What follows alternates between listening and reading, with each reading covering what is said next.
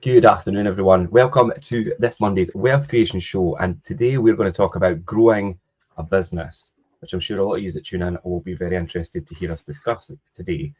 And how do you grow your business? I mean, this is going to be the question that whether you're already got an established business and you want to take it to the next level, or maybe you're starting out completely for the beginning and thinking about like, how do I get this to where I want it to be and like achieve that vision that you should have in your mind for where your business should be in possibly a year, 5 years, 10 years, thinking ahead. Do you think it's always good to have that forward thinking vision and that plan and mind, Jim, instead of just, I mean, if you just start out without an end goal or something you want to achieve, you're going to be quite, it's going to be You'll quite not achieve difficult anything then. If you start out with nothing, with no goal at all, or what you're wanting to achieve, then how do you know where you're going? Yeah. It's like saying, I tell you what, I'm going to go out in the, we've all done it, where you go, we're going to go out for the day to your partner, and they go, where are we going to go? And you go, I don't know, where do you think we should go? And then you go back and forward. And then eventually what happens is sometimes it's like, oh, well, we'll just no bother going anywhere then. Mm-hmm. Yeah. Because nobody completely makes a decision. Sometimes it's pedantic, by the way. Yeah. Because it's like, I thought you wanted to go somewhere. It's like, so where do you want to go? Well, where do you want to go? But you're the one that wanted to go somewhere. Does that sound familiar? Yes. I think we've all been there. You wanted to go out. Why am I then deciding where we're going if you were the one that wanted to go out? Surely you had an idea. Yeah, I'm sure everybody's very familiar with that scenario. That's maybe another one called relationships. That will be a really interesting one, actually. Yeah, I mean, growing a business involves things like scale and stuff like that. Even just getting off the ground in the first instance, and things. Where did I get revenue from? Where did I get customer from? Where did I get all these things from? That's really what it comes down to.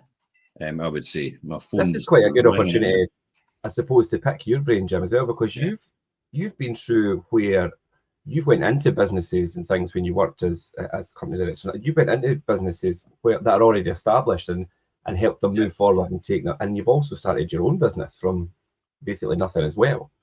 And then your buy-to-let business, of course, it's a business as well. So one of the most notable ones for me was ASA Macintosh. Uh-huh. I remember when I joined ASA Macintosh, we were doing 5 million turnover. Yeah. And by the time I'd left 5 years later, it was at 25 million. It's a good accomplishment. And well, I tell you what, it's a huge mountain to climb doing that, and the scale that you need to do it, and the resources you need to do it as well. But it was more driven by demand. Everything, by the way, everything you should start in the beginning. Every business should start with demand. Is there a demand for what I'm about to provide? Otherwise, don't bother starting up. Yeah, because if you're going to put out a product or something and there's not a demand from people for it, then... See the amount of times everybody does that? Oh, I'd love to have a coffee shop. And you know what, it does, honestly, I've seen it loads of. I'd love to have this. I'd love to have that. I'd love to have my own business. I'd love to have this. Yeah, but you're going to make any money at it, because that's the end result of a business. It's not just for the sake of it. I'd love to do it. It's like, oh right, love to do it costs you a lot of money. Yeah. I love to go diving, and it costs a bloody fortune. It's about 800 quid I've just spent on my regulator.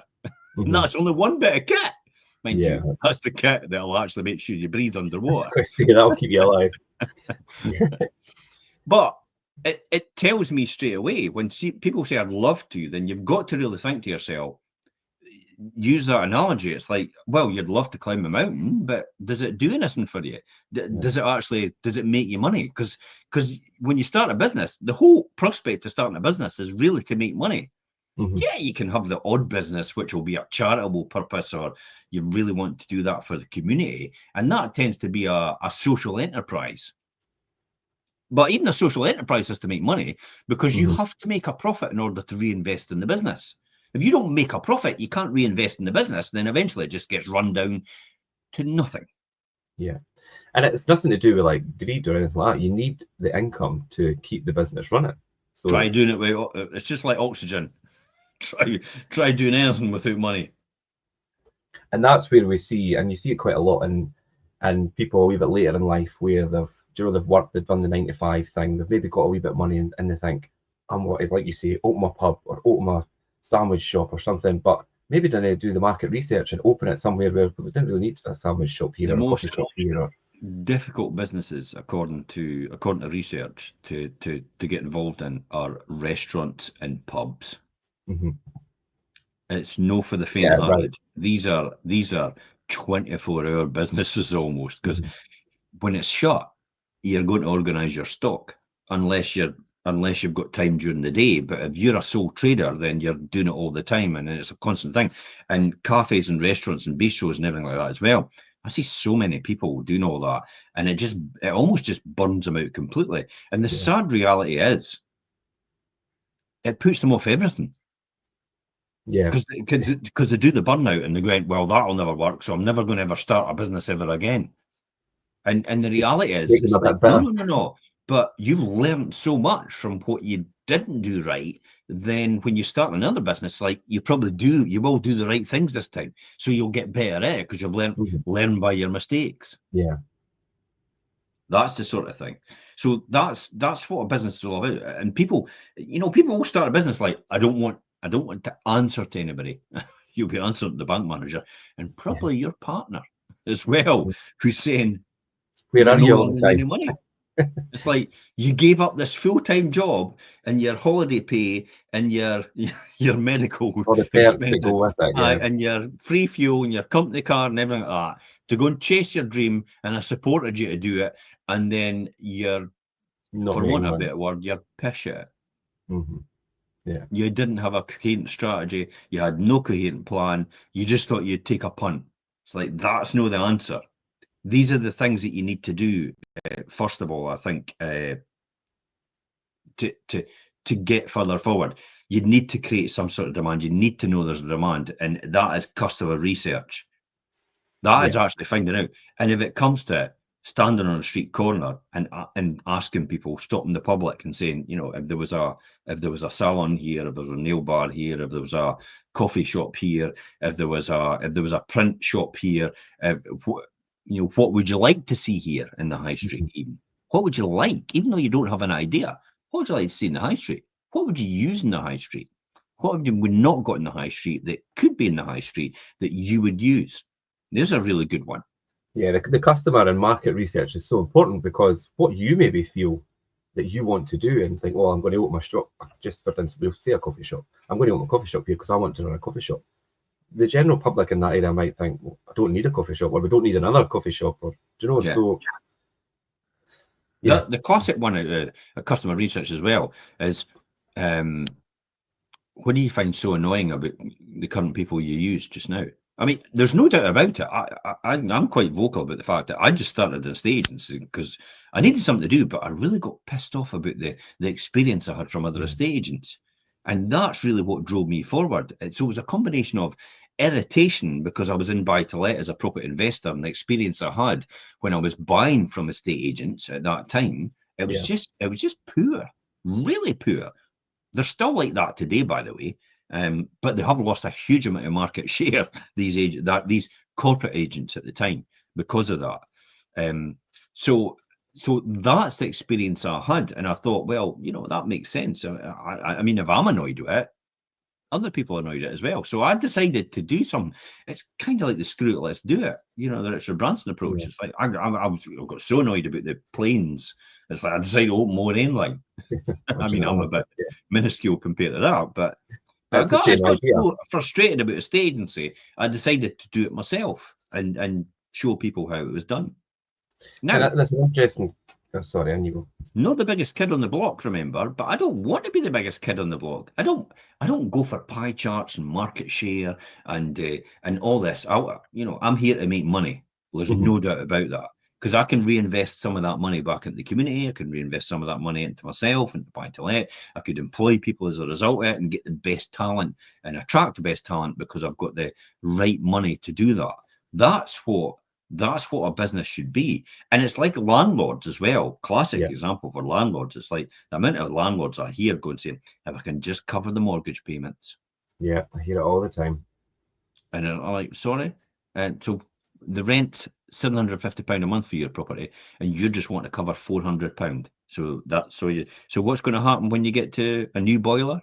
When you get to the roofs needing sorted, when you get to the electrics go, when you get to the EICRs have to get upgraded, when you get to the EPC upgrading, which is going to be £15,000, where are you going to get the money for that?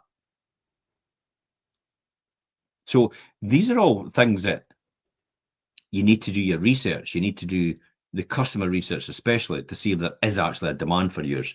For most people, they'll not do research. They'll just start up and see how it goes because it's not a huge risk to them.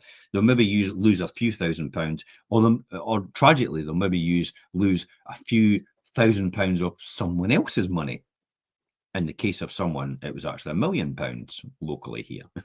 It's the loss of some other people's money, which was actually appalling. But buyer beware. At the end of the day, if you invest in a company without doing your research and your due diligence, then you possibly, the expression is, you get everything you deserve. Yeah, you made a few good points there when you spoke about how you ended up doing your agency and how, like the Richard Branson thing, you started Virgin Atlantic, and you spoke about your experience there with ESA Macintosh when you took revenue 5 million up to like 25 million. Now these are all things on bigger scales, but to anybody watching, it's the same rules apply, even if you're just starting out and you're just say it's your buy-to-let business and you have 1 or 2 properties. And these same strategies and things that you implement to grow your business are the same no matter what level you're at. When you're just starting out, less rules apply. Mm-hmm. Right. Because you're not going to employ a huge amount of people, are you? You're not going to have a personnel department. You're not going to have compliance, all the rest of it, because it's only when you get to certain levels that you have to introduce all these different things. And some of the stuff. You're not going to have a legal team straight away. You're not going to have all these different things. You're pretty much going to do all of the stuff yourself at this point in time. This is why it's so important, even if you're doing it all yourself, when you start a business, is to make sure you charge the right amount of money and not just go for bargain basement. Just because you think £1,000, for example, is a lot of money, which is, it doesn't mean to say the customer sitting in front of you will think that that's a lot of money. Yeah. And this is where especially estate agents get it wrong. They just think, oh, that's to some people that's life changing. £1,000. It's like, okay, but you've no thought about what you're about to pay out. You're going to have to pay for Rightmove. You're going to have to pay for Prime Location. You're going to have to pay for Zoopla. You're going to have to pay for S1 Homes. You're going to have to pay for your own CRM system. Sorry. It's like, I never knew I had to do these things. You're going to have to pay for an office. You're going to have to pay for a mobile. You're going to have to pay for a car. You're going to have to pay for petrol. You're going to have to pay, and then you've got to pay for your time. It's like, that less. That, you could probably make more time working for someone else if you're going to do that. That's why when Purple Brick started, they were going, oh, it's 900 quid. And I went, you've got no chance. I'll never let this. In a few years, I can guarantee you that, charging that price, because I know what it costs to run an agency, even if you with no office. It's like, you've got no chance. Even though you've got no office, you've still got to do all the things anyway that it would cost irrespective of that. And most importantly as well, because you've got no office, you've got to do more advertising. So the money just goes into that. Yeah. So the costs are more or less the same. So that's when I've scratched my head thinking, who did it? But they managed to convince everybody, the classic example about sweeping everybody away. Oh, it's crypto! Yay! That's because they ploughed a lot of money into TV adverts and things as well, where they've got to have captured a big audience. Yeah, and that's it. The what would I say?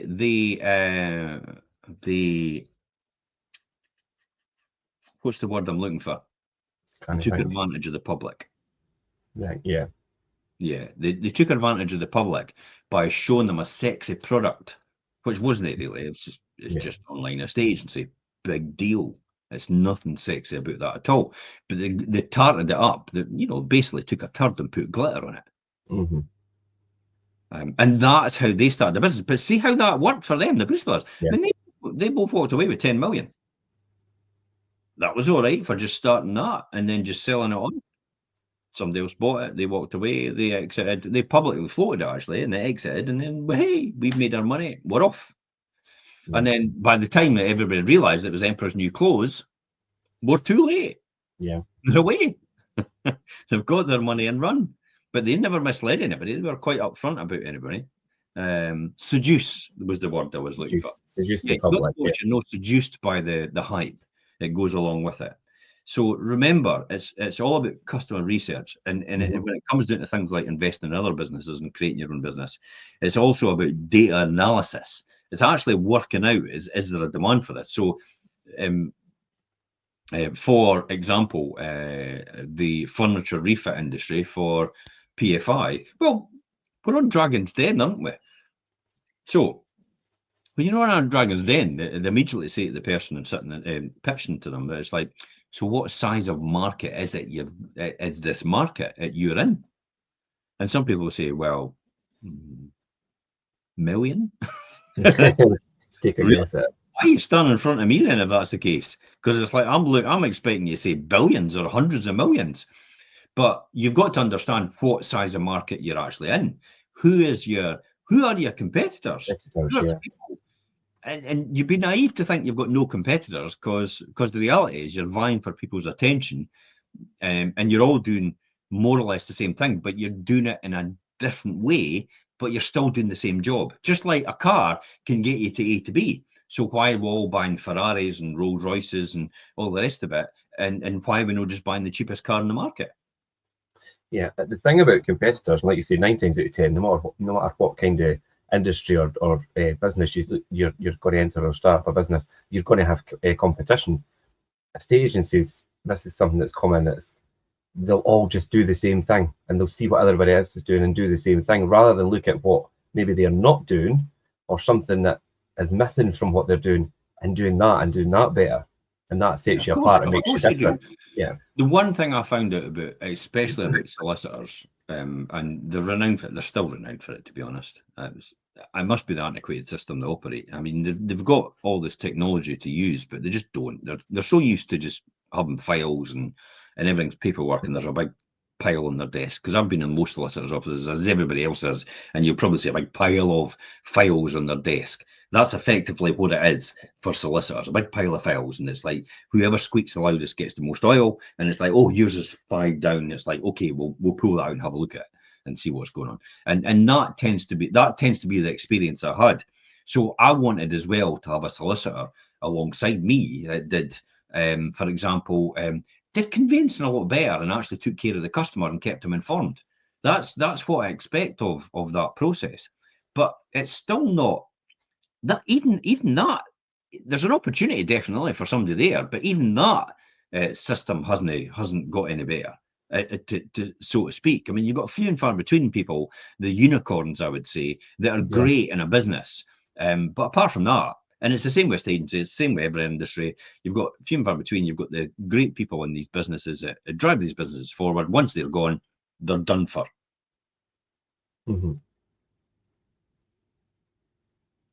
So I think it's understanding and analysing various sources and the understanding of the key demographic information and things like what people's buying preferences are. There's no point in opening a shop to do retail if Amazon corners the market and everybody just goes to Amazon. Yeah, there's still people like that. Yeah, you have to be, for doing that, you have to be niche. But you have to have a bigger market. There's no point in opening a vegan juice bar and leaving. Because your audience is me. That's about the only person I know in leaving. It's vegan. Very few and far between. And drinks cold pressed juice. So your audience is very, very finite in that occasion. Whereas if you open it in Edinburgh, we're quids in. Because you've got loads of people that will go there because it's probably unique and no one else is there. Joe the Juice is a classic example. You wouldn't open Joe the Juice at Leaving. You wouldn't open it even possibly in Kirkcaldy because you've still not got a big enough audience to do that. And as well, that area is so disseminated that it's difficult to actually get somebody into the high street. That's what they forget. All these places going about how it's difficult to get in. Oh, it's why is the high street dwindling? It's because you're not making it easy to come into the high street. Yeah, they make it so difficult for people. Yeah, that you're that paying stay for in the car lane. parks, you're pedestrianised the high street, so nobody can drive up there. It's like, it's no easy to get to the high street. So if I've got an out of town where I can drive and get a car park and hit about 5 different stores at the same time, it'll give me everything I want. It's like, that's where I'm going to go. And that's where the retail parks take over. Eh? Yeah, exactly. And so the McFly, that they still don't get it. We still get that stupid question from councils about why is the high street on its knees? By God, it's like, just didn't be a politician ever again. Go and resign. Flipping heck. Didn't Yeah, be we a need to town think about planner the again. things Don't like- work for a local authority ever, because it's a disgrace. That's the sort of thing. So these are all things, the data analysis, the customer research. And once you understand that, and you understand there is a need for what you do, then yeah, great. Fantastic. And if you can do it, the key is to do it better than everyone else. Mm-hmm. You do better than everyone else, but know your worth. Why is it that you can get a cup of coffee? Well, a bottle of water. A bottle of water at Sainsbury's is, you can get it, it's probably as cheap as 16 pence for a wee bottle of water, or 30 pence or whatever it is. Somebody else will know that. Yeah. But then when you go to the next level up, you go to Marks and Spencer's, the bottle of water, the water's still the same, and it's in a different bottle, but it's probably exactly the same bottle and the same product, and it's dearer. And then you then go to a restaurant, and it's the same bottle of water, and it's even dearer. And then you go to the airport, and it's even dearer. And then you get on a plane, and it's even dearer. Yeah. So how is it that the same bottle of water can be different costs all the way through? And it's based on convenience and exclusivity. Because if you're on a plane, you can't go anywhere else. If you're desperate for water, you've got to buy that water. That's the sort of things. And if you go to a festival, how is it that a pint of beer is 10 quid?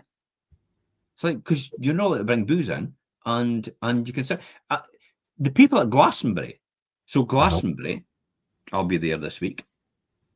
So Glastonbury, it's £10 a pint, and yet you're allowed to bring your own booze in. Oh, I didn't know that about Glastonbury. Yeah, Glastonbury allows you to bring your own booze in, as long as you bring it in cans and there's no glass or anything. So right, okay. you can bring your own booze in, your own spirits and everything in the Glastonbury, and yet they sell millions of pints. They'll still sell, though. Yeah. Yeah, because nobody wants to cart their own booze about. That, They'll I'll buy it. take. I mean, I've got alcohol-free stuff, so Guinness Zero and Erdinger Zero, alcohol-free. So I will take maybe 3-4 cans a day. That's about it in my backpack. But that's for the whole day. That's from 9 o'clock in the morning till about 11 at night. I'll maybe make it to 11. I might be in my bed before 10. Yeah, I let the next shift take block 9 and stuff like that, and go raving and trancing or an acid house in the morning. Well, I've got my silicone earplugs in, and I'm just snoozing, waiting to get up in the morning, wired and fired, to do a run while they're all coming home with the walk of shame.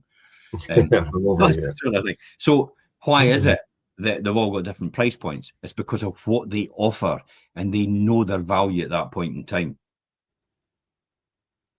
It's also supply and demand, because remember, if you've got an exclusive audience of 1,000 people, and you know every single person is going to want to drink your drink, but you've only got 100 of these units, you could put the price up, because you've got 10 people for every 1 unit. So therefore, what's the likelihood if you start to put the price up of that unit that they'll buy it at the double the price? Even 1 person out of that 10 will probably buy it at double the price. So and you're it's going to all get supply and demand. Yeah, so it's understanding that as well. So knowing your value, understanding that. Again, as well, it comes into, I think after that, once you've got that established and you know your pricing, you then have to work out your costs. So what's it going to cost to do that? These are the costs. I mean, you could do the cost first before you do the pricing, but if you know where the price is by doing research, you know roughly where it is, you then work out your costs. You divide it by the number of units you're actually going to sell. It could be anything you're selling, or a service you're selling. Your man hours maybe, or person hours will be equality and all the rest of it. Yeah. I don't know what you call it. But we know that. You divide it by man hours, you know the cost per, it's going to cost you per man hour, that's what it's going to cost. And therefore, you then know if that's the price that everybody's buying it at, and you've got that, the margin's there. The margin is what there. you're going to make on each one. Yeah, if you understand the margin and you say, okay, I'm going to sell that, then you know where you are as well. And that'll give you a comfortable idea about, do you have a right product? Do you know what you're doing? Is it, you know, on paper, is this going to work? And then from there, you start to then, you're opening your doors, aren't you? You're more or less getting started up, but you're also doing a lot of marketing beforehand. So you're doing a lot of research, you're doing a lot of marketing. Here's classic examples. This is a really good one to do it. Whatever product you've got, join our waiting list to get involved in this experience. By the way, you've no started and you've no done anything. You've just created a waiting list for your experience or your product or whatever that is, and join the waiting list. If you get loads and loads of people join this waiting list, you've got a market for your product. Yeah, and you also then generate that, like, people like exclusivity. Prime is a classic example. Prime never existed, and you know, the boy, whatever his name is, I can't mind his name. He comes up and goes, "Hey, Prime, we'll join the waiting list to get Prime," and made a huge demand for it and all the rest of it, and everybody wanted it, and all the shops wanted it, and he went, "Yeah, great, let's scale up the business because we know we're going to be able to sell it." So there's classics. Waiting lists are used by a lot of car companies, a lot of computer companies, a lot of huge organizations now have realized that waiting lists are brilliant because waiting lists cost you nothing. And you get that picture of who's going to how many, like, your customer base is going to be. Yeah, you've got no. I mean, there's a good one for waiting list for sourcing, waiting list for property investment, waiting list for that. So these are things you can create. So when you do that, you'll know exactly where the demand is, and you'll know who is interested in it. So when you actually make the product, launch the product, and send it to them, your quid's in because you're sending it to all these people, and you've more or less got a ready audience waiting to buy it. Why do you think Star Wars put out a trailer a year before? To create that hype. Yeah. Now, if no one watched that video and everybody commented, "I can't be arsed with that film, it's crap," do you think they would go? Do you think they would continue? They're not going to spend X amount of million. Yeah, they would draw a line under it and they would just go, "Right, we've had enough with that." The great thing about AI, and there is one great thing about AI, is you can actually mock up a Star Wars trailer already, and actually no post-production or no nothing, based on AI to generate it, and potentially you could put that out, and if there's huge demand, it's like, or any trailer, by the way, if you get a huge response to that, it's like, whoa, there's obviously a product for it. Now, a classic example of that, how I've used that in the past, is before I bought any property and property investment, I put an advert in the local paper. Yes, you used to put adverts in local papers, lineage adverts, and it was something like £13 each time. And all it was 1 bedroom, top floor apartment, flat, for rent, furnished, unfurnished, DSS considered, Aberhill, phone this number. And see what rang off the hook, and I knew straight away it's going to work. If I buy this property, I know there's a demand for it. See how I did that?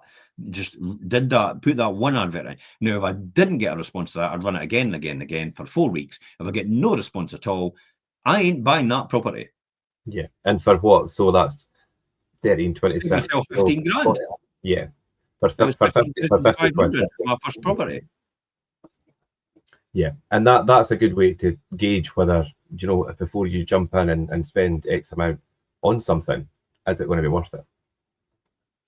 So you can use insights from customer research, and that could drive decisions in product offerings. Sometimes the product that you start with is nothing like the product that you've got now, or the service that you've got now, because it's driven by customer demand. If you're smart enough, by the way, there's some people, it's just like keyboard warriors.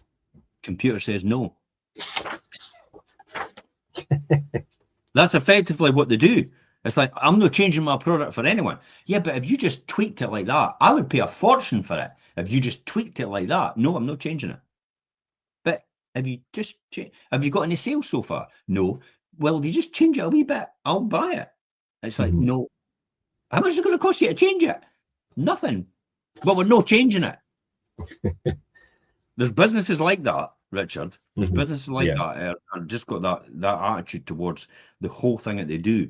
It's like selling steak in an area who loves burgers. It's like, we're not wanting steak, we're wanting burgers. Gordon Ramsay's done it loads of times when he does his Kitchens from Hell or something like that. Yeah. He'll do that every single time. It's like you're in an area that just want burgers, but they want premium burgers. They don't want steak. Yeah, I did want to move on and talk about brand identity and target audiences and things. But before we do that, I just wanted to double back with about growing a business. And I think what a lot of people may forget, if they've already got an established business and you want to grow the business, people always think, right, what can we do to get new customers and put ourselves out there? And they forget about the existing clients they've already got and who they've probably, and how much, do you know, you said when we spoke previously in one of the shows, it's like, do you know, to double your business size, start taking care of your existing customers better. Yeah. And that's really if you want important. to double your size of your business this year, start taking care of the customers you already have. What would I have to do so that customers would say, I would have to be crazy to do business with someone else? Yeah, I wrote that. What is it that you already have that will make your existing customers say, why would I go anywhere else? Yeah, exactly. And in my case, it's me. Yeah. It's me people buy into. It's your brand identity comes in as well. Other people as well within an organization. We attract these people to what we do. It's you as an individual. Problem is, if it's you as an individual, then the whole world revolves around you, and therefore you end up burning out because you can't take time off. Because then, if it's based on your ability to perform, you've got to sort that. There's so many businesses that have got so big that are no longer here because the person that drove it forward is no longer here either, and they've not thought about how do they get the business to run without them. Yeah, and the brand identity. I mean, in our case with the estate agency and things, a lot of it does initially revolve around people's reception to you and your passion for the local community and giving back, and do you know that's the brand identity. But do you know, it's like obviously bringing like myself and Perry and other people in that, do you know, we're all aligned in the same kind of thought process. The most important thing anyone can do, this is the kicker, this is one of the fundamental keys to any small business. The most fundamental thing is anybody can do to stand out from the crowd is tell your story. People need to know you. The person. Yeah. It's you they're buying into. They're not buying into the business to begin with. They're buying into you. Watch Dragon's Den loads and loads of times. They always say you're highly investable. I wouldn't invest in your existing business, but I tell you what, whatever you've got coming up, I'm going to invest in that. Or I'm going to invest in this business. I'm not really interested in this one, but what you talk about is coming next is what I'm interested in. Right. You're highly investable. That is the key to everything. But that is a result of someone telling their story. Once people know you, they will choose you, and they have trust in the brand that you're involved with or you're operating under. That's the key here. Look at some people that have had franchises. Not all McDonald's franchises are successful, by the way. I've seen a McDonald's open and close within a year. Running it. Yeah, because it was a lot. Because everybody thought it was just like, oh, anybody could be successful. No, they can't. It's down to the individual. It's down to the person that owns it or has the franchise that drives it forward, and that's why it's not successful, because they're not the people that are prepared to follow the plan and actually do what they're meant to be doing. They think they know it all. Yeah, that's another key fundamental. If no one knows your story, here it is. Listen, if no one knows your story, you're just like everybody else. Yeah, there's nothing that makes you stand out. Yeah, you're just like every other estate agent. You're just like every other letting agent. There's nothing compelling about you. If I pick up the phone, I'll just, it's the thing. It's like you want them to say they would be crazy not to do business with you. That's it. But you need to create that with them by being transparent and telling your story and things, yeah. Well, they need to know who you are. They need to know who you are as a person. They need to know your beliefs, your morals, That's why I do not attract customers from other estate agents, because they are selfish buggers. Honestly. Yeah. And if you're offended right now as an estate agent, it's probably you I'm talking about. That's why you're offended about it. Yeah. They wouldn't piss on their granny if she was on fire. Honestly. I'm just laughing at the Scottish. Yeah, but it's true. Yeah.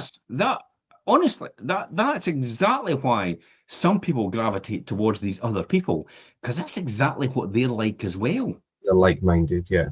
Yeah, it is. And I attract the people that are, because they're community orientated, they love the idea of giving back, they love the idea of being part of the community, they love the idea of raising other people up. A rising tide lifts all ships. They love it, and I love it. And that's what I love about it. And I'll do business with people like that. I don't want to do business with people that don't align with my values. No. Not remotely interested. And it's an amazing thing. I mean, I'll say this obviously, and it's an amazing thing to have a business and be part of, and like for you to have a business and obviously for myself, be part of something that, a business that actually generates income, but also gives back to the local area, which is important. And obviously for people that come to the area like us, and a lot of the customers that we use obviously are born and bred, and they want to see things going back. So to sell their house and have what they're paying for obviously selling their house also go back into the community and things, is they align with that, and that makes sense. There was no doubt about it. I was heavily influenced in the very beginning by programs like Secret Millionaire. Yeah, that for me, that was it. I wasn't a millionaire at that time, but I used to watch these and I used to be in total floods of tears, and I used to think to myself, I would love to be that person that did that for someone. Yeah. Not for the accolade, and not to be the secret millionaire, not to be on television or anything like that. But I'd love to be that person that sat in front of someone else and said, I could solve that for you. I could help you with that. I could make that go away. I could take that pain away from you. And that's the type of person I always wanted to be. And fundamentally, that's the person I am. But the difficulty of doing things like that is, like, sometimes you end up becoming what we call an empath. You end up absorbing what they've got. So it's like you then have to make sure you're quite strong to be able to handle that and then let that go. That's the difficulty when you get into that sort of realms, when you get to helping people constantly. That's why, people are social workers and see all that, and the trauma and the police and everything. It's like, my God, it's like, that's got to be a pretty resilient job to do. But that's how a business works. That's how a person is. You are fundamentally, when you first start, you're almost a jack of all trades. And you have to be master of them all. Not, jack of all trades, master of none, they say. But no, you have to be jack of all trades and master of them all. You have to be brilliant. I will go back, and I thought about it the other day, actually. I was looking at it on the shelf when I was working out, and I saw Michael Jackson's This Is It.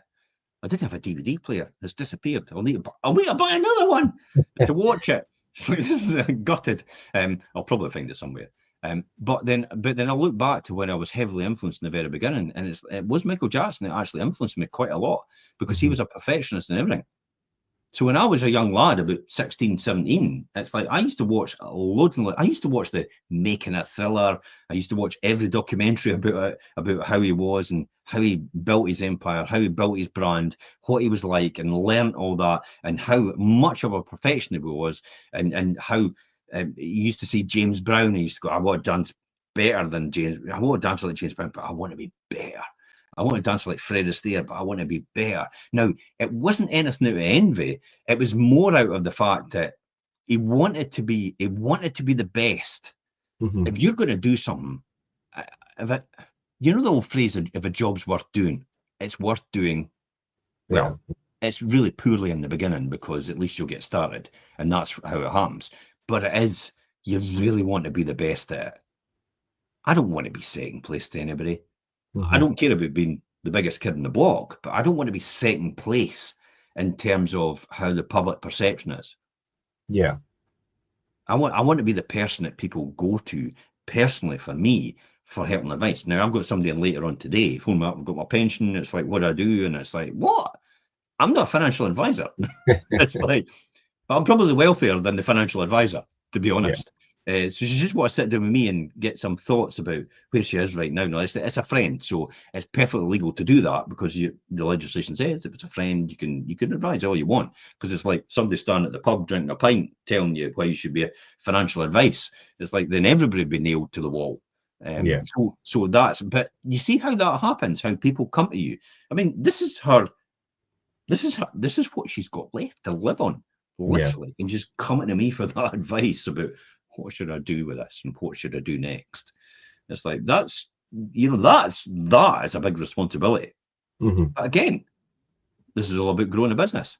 See how these things that I'm talking about just now are nothing to do with a business, really. They're all about connection. I was just going to say, because a lot of people watching the things might think, God, we've went right into the realms of something that you would never associate with running a business, but are so fundamental for its success. You're involved in people's business for the rest of your life, especially as an estate agent. You want a customer for life, and then you want a customer for generations. You want to have an estate agency which will evolve, and everybody and their sons and their daughters and their whatever and their grandchildren, their great grandchildren, all the rest of it will all get referred, and all get like, just go and speak to Jim, just go and speak to Five Properties, just go and speak to Richard, just go and speak to, that's exactly the thing you want. You want brand loyalty and brand insistence, where people are loyal and they'll use you if you're in the area, but you want brand insistence where it's like, wow, Apple, people that like Apple, brand insistent. Notice how you go into an Apple shop, and per square foot, they earn the most in an Apple shop, and yet there's hee-haw product in the shop. I know. There's a big massive shop with a few phones on the table. You notice how they lay it out like an artist, like an art gallery, and they definitely go out their way to make the product look like a form of art.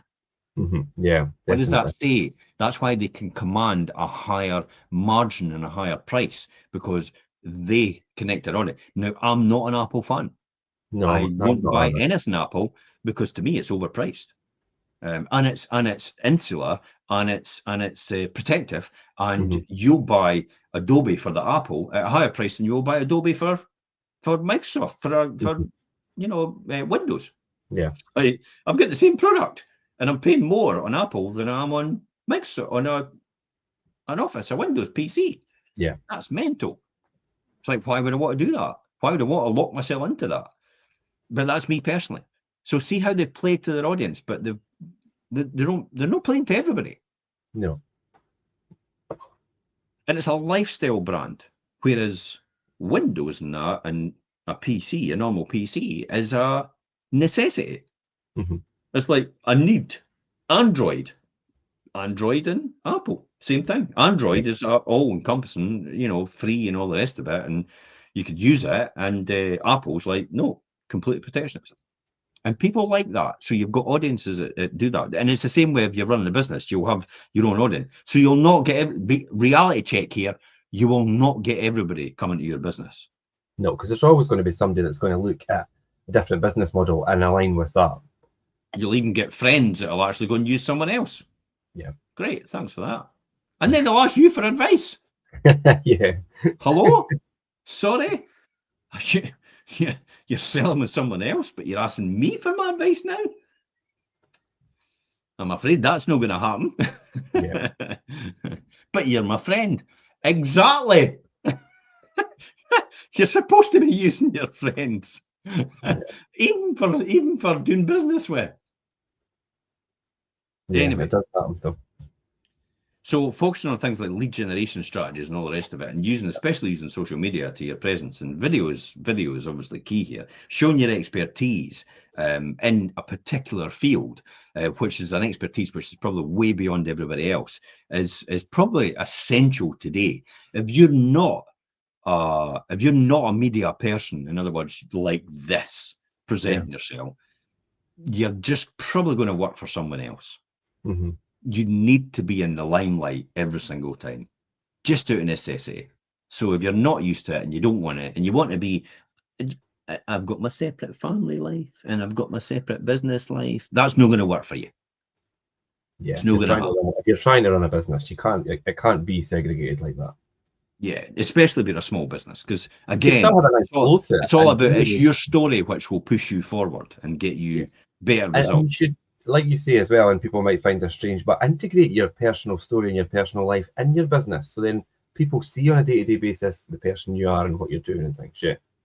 People like to see the struggle. They like to see the underdog, David and Goliath against the big corporates, all the rest of it. That's the sort of thing they like to see. They like to see people, push forward, and actually they become almost fans of that person or of you because of what your struggle is if you've told that story. Yeah. And that's the story. And you're like, what has my struggle got to do with being homeless, unemployed, got to do with, selling coffee? Mm-hmm. Well, the very fact that you've actually gone from that stage to now where you are and running your own business, is that not an achievement in itself? Mm-hmm. See, but you, as an individual, you think, it's just me, isn't it? I mean, I've thought that all my life. It's just me.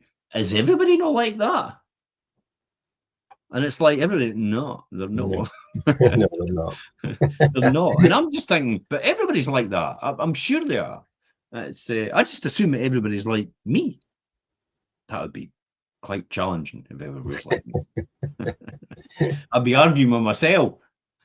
No, but you're right. I think everybody in their mind, depending on, regardless of the situation, people, the way you think and the way you do things, you just think subconsciously, you think, well, everybody does it like this, but they don't. They don't, and that's where research would come in to do that. So it's all about building a strong brand. Now, in the beginning, it'll be the brand more than likely, because people are buying into you, especially if you're a small business starting off. Mm-hmm. And then you build your brand into that later on. So it's all about you in the beginning. It's all about you sharing your story. It's all about you in community pages. And then from there, you can then start to introduce your brand as well, because then people are more accepting and they realize that you're not trying to force them to your business. It was never about your business. The only reason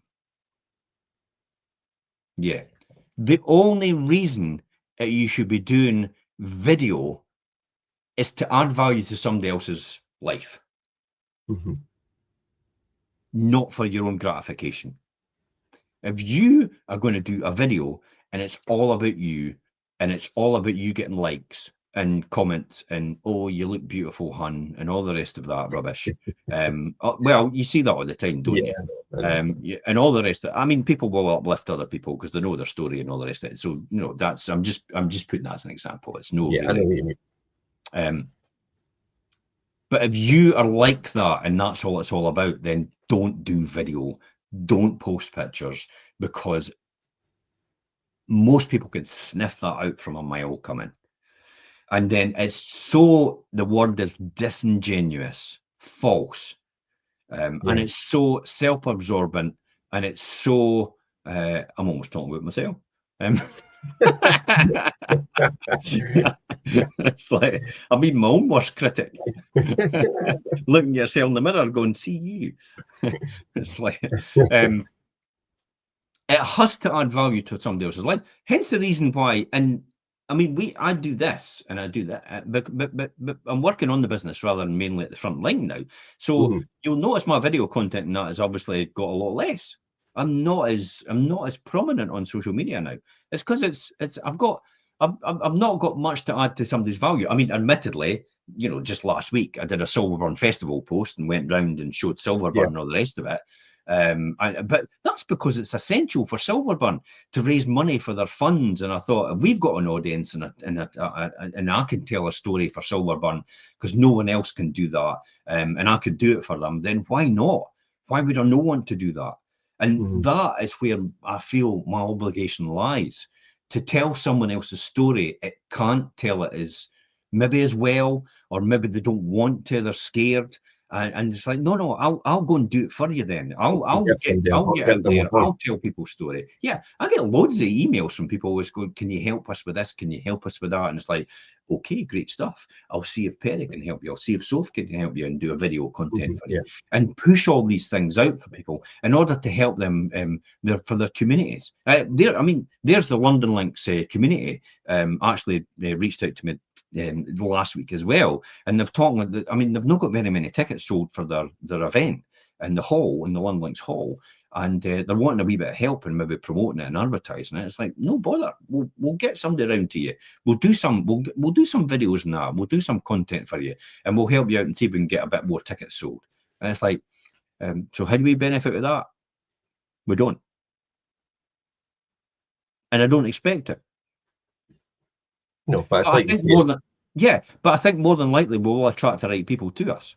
The people that actually see us for what it is, and it's really just, we're helping the community. We've got the time. We may as well do it. We've got an audience. We've got about 30,000 people over the channels, all the different channels that we've got, the followers.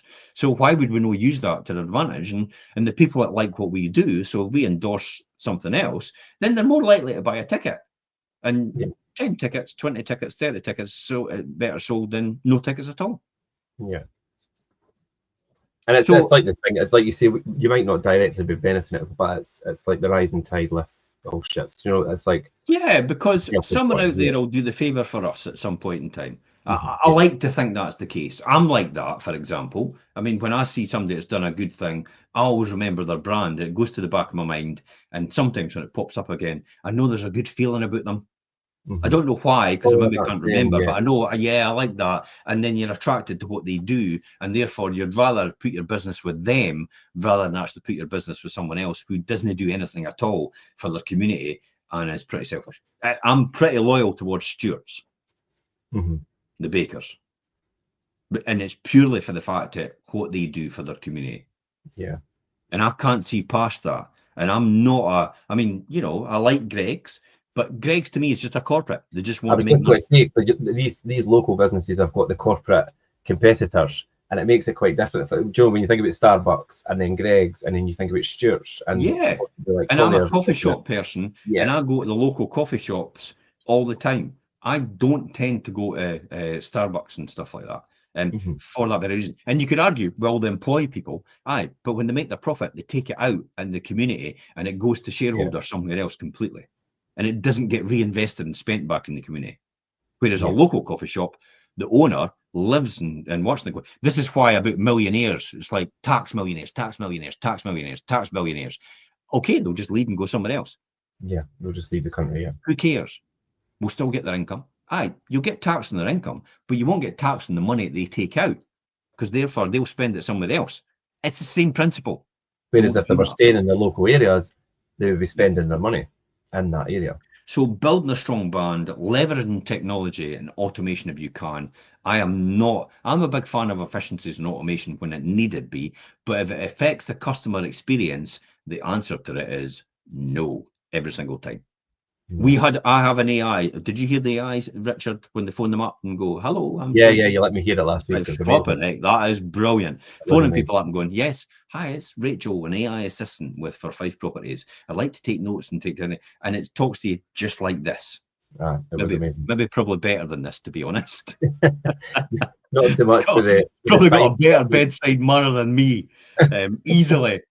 It's like, look, Rachel, can you just go and do all my stuff for me? But no, it helps, and it walks people through, and it books the appointment and all the rest of it.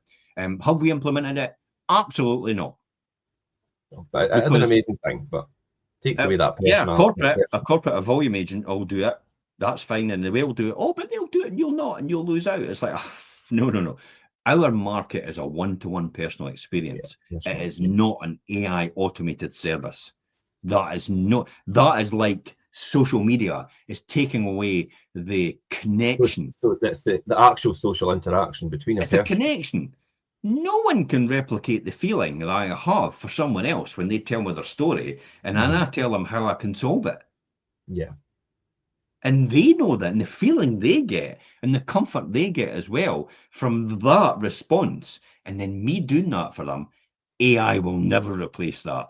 No, nothing could replace that face-to-face interaction, or even over the phone, like telephone conversation. AI is the biggest scam ever. It's like, I just think it's like the emperor's new clothes. And people will go, oh, how naive is that of you because of this and because it's like, no, AI. Why would AI need to affect me if I don't need it? No. Why would I need to bother about it? It's like, I've got enough. I don't need to invest in crypto. No. I mean, But it's AI gone is up an amazing thing. 140% every year. It's like, since it started. Yeah, okay. If you started it, yeah. But if you do it now, I'm not really sure if it will go up anymore. Yeah, and AI is an amazing thing. You can't deny that in terms of the gathering information and things like that. But like you say, That's all it can do. to step in and take the place of an actual person, no, especially not in a business Here's like how you know AI is AI. Because it's always, and the eyebrows are always going up. and you don't get that proper emotion and that face Yeah, to face. it's like, oh, this is AI. Hey, call me stupid, but I can't. It was AI generated because your eyebrows were going up every 2 seconds and your eyes were opening every 2 seconds. It's like, I knew it was AI straight away. But everybody goes aghast, and it's like, oh my God, AI! It's the wonder of the world. It's the second coming. It's like, it's pish. It's just people try to sell you stuff to invest in their company so they can go bust and make a fortune taking all the money out. Yeah. That, at this point in time, that's kind of, because it's not really solidified in who are the front runners here. You know, ChatGPT and all the rest of it, and you know, people are vying. All the big boys are buying, or big girls and all the rest of it are vying for different slots and this thing. But there's a lot of casualties in between, and this is where all the people. And then if you get locked up in that, it's like when an electric car comes out. It's like, I ain't buying an electric car till it's definitely proven technology. Yeah. And it definitely can be used easily, and it could run for miles, and it doesn't cost a fortune for batteries. That's when I'll buy into AI and into electric cars. You could show me all the sexy products of the day and the fantastic adverts of the day, but I ain't buying in because I've learned by my mistakes of buying things far too early and being the guinea caught pig. up in the hype. The guinea pig. You end up being the guinea pig. Yeah. Have you seen my 50-inch TV? I bet it's got big blotches on it and big pixelated bits. I bet it's a 50-inch TV. It's great, and it's like I could watch. Where's the ball? It's behind that blotch. It's like, that's what it was like when it first came out, wasn't it? Yeah. And then technology moves on, costs drop like a stone. It's like, yeah, I'm buying a 50-inch TV. Yeah.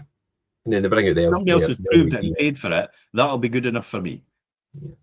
I'm a realist. Anyway, apart from that, building a big strong brand, social media engagement, all the rest of it, leveraging technology and automation, and probably one of the most important things, which I've noticed for a lot of people, like Branson, like the guy that's got Boss Pizza now, like for example, all you know, Sugar and all the rest of it. All these people are huge titans of their industry, or the up and comings, all seem to be in networking. They all seem to be networking all the time. They seem to be on video all the time. They seem to be, they'll go and open an envelope or forward their, I mean, is that familiar to you? They'll go to the opening of envelope if they'll forward their cause. Yeah. Yeah. Me, everybody used to go, why are you going to that? It's like, why are you there? Why are you here? Because I read from Sylvester Stallone, 95% is just turning up for your success. And it's like, when I read that from Stallone, it's like, if that guy can go from nothing to a meteoric rise and Rocky and all the rest of it and become that type of person, I'm going to listen to him from what he learned. I'm going to adopt that. You know, been like the governor of California and everything. Yeah, so these are the sort of things, and you could, I mean, customer retention is so important as well. Folks are nurturing existing customers base, so you can have an excellent service, excellent referral service as well. That is key. Referrals key in this business. The more they have the referral, the best it is for you. And then you've got things like financial planning, scale, and we can go on forever, I suppose. Let me read a couple of things that Keith Cunningham actually said at the time. I'd said to you about the double the size of your business from your customer base, look after them already, and that's how you'll do it. Key here is every business relies on customer repeat business and referrals. Definitely. The orchard example I've got written here from him. If you want hay before it's been through the horse, come and see me. I'm not really sure what that means, but it means it's like there's no point, and you just come direct to me. There's no point in waiting around and then working out later on and then getting a second-hand version of what I've just said. That's probably just come direct to me. It's a bit more expensive before it goes through the horse, but it tastes better. That's the key. See, so if you want hay before it's been through, the horse, come and see me. It's a bit more expensive before it goes through the horse, but it actually tastes better overall. Business is really a game of intellect. How often do you have to? How often do you have to comment or contact with people? As long as it takes. As long as it takes. But I've phoned them 15 times. Well, phoned them a 16th time because that could be the time. Always surprises me when I've kept in contact with people for so long, and eventually in the company, I think, God, I was ready to give up on that. So yeah. Every time someone tells you it can't be done, your first response when it can't be done, yeah, I know it can't be done, but if it could be done, how would we do it? I know it can't be done, but if it could be done, how would we do it? You'd be amazed at how many people go, well, you do this and you do that and you do this and do that. And it's like, I thought it couldn't be done. You've just explained to me how it could be done. Yeah. Same person. It's just that wee tweak in people's mind. It's like, we all get it. We all shut off and think, oh, this can't be done. Yeah, but if it could be done, how could it be done? How would we do it? Well, we'll probably do this, and then somebody else chips in and probably do that. And that's the sort of thing. And then you end up with a solution.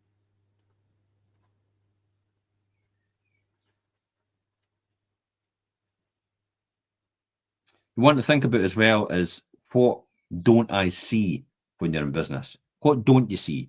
The things that might not be going right. That's the things, what I don't see, because it's costing me money, what you don't see. And if you don't see it, it will just really be based on your assumptions about what's happening. I get it quite a lot. You know, I assume sometimes certain things. I assumed something last week as well when I was at the sales meeting, and then lo and behold, this week it's like, well, wait a minute, what happened? Because it's like I assumed. It's like it didn't happen. What's going on? So that's the sort of thing you've got to think about. You've got to make sure what you don't see and work out, is that going to cost you in the long run? Yeah. And the question is, if the idea is good or not, it's, have you got the skills to implement it? The problem dictates the strategy ultimately. Most people base their strategy on their assumptions. See that? They do, don't they? Yeah. And this is actually quite a good one. This is one that I learned the most, and we'll finish off on this one actually. Okay. A team of dummies is better than you by yourself. Okay. The dummies will still make a better decision than you, more than likely. Like a collective decision. Of course they are, because they'll all add to the pot, and they'll all understand what to do next. That's the key. So a team of dummies will know better than you probably what to do next, because they'll come up with all different reasonings. And yours will be quite blinkered. Well, look at it this way. Let's just say it's a bit like AI, isn't it? They're the dummies. And that's why everybody's going, oh, a team of dummies will do better than you. And the dummies are actually everybody's comments online, even if they're a lot of rubbish, or they're no. AI then comes up with the assumption. And that's why I said AI will never replace any jobs. It'll replace the jobs it replaces, but these jobs and the people in them will then have to oversee AI in the first place in order to make sure AI is actually working how it should be. If you're wanting to get into any industry, by the way, you should be training to be a nuclear physicist. Okay. And the reason for that is exactly the market that's coming next, nuclear power and generation, because we will need it to power the data banks with a huge amount of energy and used in processing at the data banks. And all these data banks are getting built and we haven't got enough energy to power them. Yeah. So that's why nuclear is definitely the next industry you should be training for. If you're out there and you're like, I don't know what to do next, do something in nuclear. You don't need to be a physicist. You could just be involved in nuclear. That is definitely an emerging industry because we need the power to do that. Yeah, and that's the thing as well when you're thinking about, because a lot of people think, do you know, they're quite lost in what they want to do and things. And it's like having that knowledge to think ahead and think, well, what's coming next? Let's get nuclear. Let's get educated. Because it'll be used for everything. We'll need nuclear for everything. As energy costs go up, as scarce resources go down, we will need a self-generating, something that's going to last and it's going to be delivered at a cost-effective price. And nuclear is that eventually, if you do it properly. And Gates has been working on that for years and years and years. So I've no doubt somewhere he'll be involved in the technology for nuclear because he was driving technology forward to a point where he was actually able to, he was talking about being able to recycle the nuclear waste to use it as fuel again, to basically make it neutral. So therefore, all the waste that you're producing is actually reused. And he reckoned he could actually reuse all the waste in America and actually power the whole of America for years to come. That would be an amazing achievement. That's a threat to an industry, isn't it? That's a threat to a lot. Most people don't want the status quo to change because it affects them. Yeah, and the income. And that's where you get pushback and intolerance from people. And that's how the media comes in, because that's their pals to influence. Mm-hmm. I heard about an influencer. Oh, I'm an influencer. Well, okay, you're a freelance employee then for an algorithm. Yeah, basically. That's what an influencer is. You're a freelance employee for an algorithm. You're not an influencer. You're a freelance self-employed person to an algorithm. And when that algorithm changes, you're out of business. Yeah. Or you're out of business. Yeah. Anyway, let's move on from that. Let's okay. Yeah, no, we'll wrap up. But no, there's quite a lot of nuggets of information in there and quite a lot of insightful things from yourself. But I think for me as well, I think if you're watching this and thinking about growing your business or starting your business and things, the interesting part in that is the parts of growing a business and making it successful, like the emotional side and being quite transparent and making your own story visible as part of your business is quite an interesting point, because a lot of people just wouldn't think of that, and it's such a big part. I'm over here watch this back, learn something from it. That's actually been quite interesting. I might actually do so myself. So yeah, but that's what we do it for. But that's what we do it for, and hopefully you guys watching today have taken something from it if it's on the rerun. And thanks again, Jim, for all your insights. And we'll leave it there today, and we'll see you next week for the Wealth Creation Show as usual. Problem solving next week. Problem solving next week, yep. And we'll see you then next Monday. Bye, guys. Bye for now.